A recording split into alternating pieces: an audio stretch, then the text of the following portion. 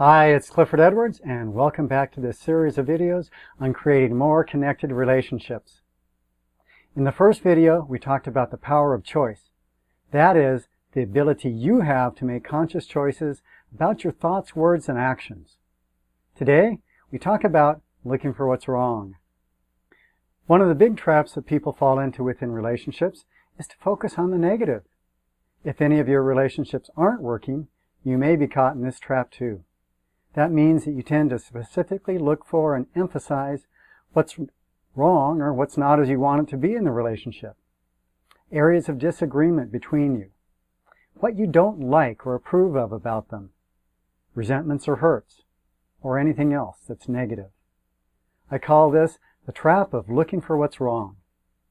It's an easy one to fall into because when you chose to leave the church, at some level you had to decide that you didn't agree with it, or that you don't approve of certain things, or that it was just flat out wrong. And it's easy to transfer those negative judgments about the church onto active members. Also, if you left and other family members didn't, you likely experienced or even still experience disapproval and negative judgments from them. Well, in that kind of a situation, it's easy to respond to judgments and disapproval with more of the same, and thus, you're in the trap.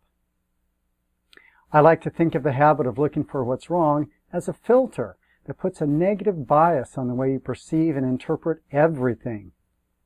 I call this wearing the what's wrong glasses. Wow, I can't see anything through this.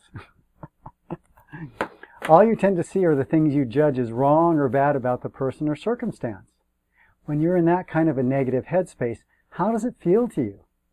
And how does it feel likely to the others that you're judging? But the good news is you have the power of choice. You can choose to take off the what's wrong glasses and look instead for what's right. Looking for what's right means emphasizing the things that you like or appreciate, or the things on which you do agree. You can think of this positive filter as your what's right glasses.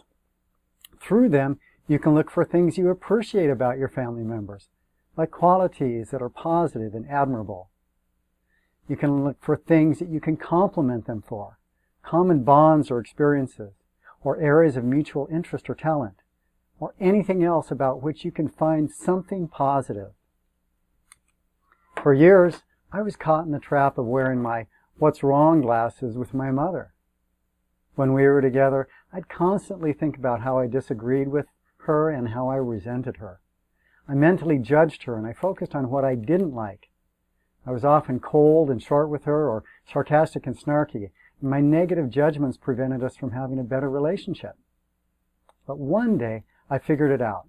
I decided to try focusing on the positive. And though I didn't call it that at the time, I chose to put on my what's right glasses and to view my mom and the family situation through them.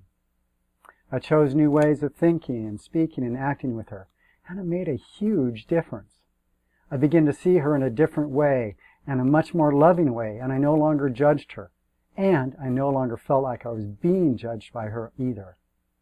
So my suggestions for you are as follows. Notice if you've been wearing what's wrong glasses and filtering your experiences with anybody in particular.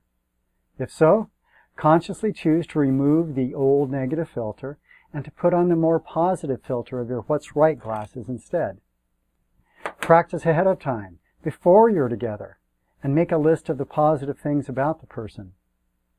Review the list several times, and as you think about the things you do like or appreciate, allow yourself to feel positive, appreciative, and even loving feelings. Then, when it's time to see them, imagine that you're pulling out your what's right glasses.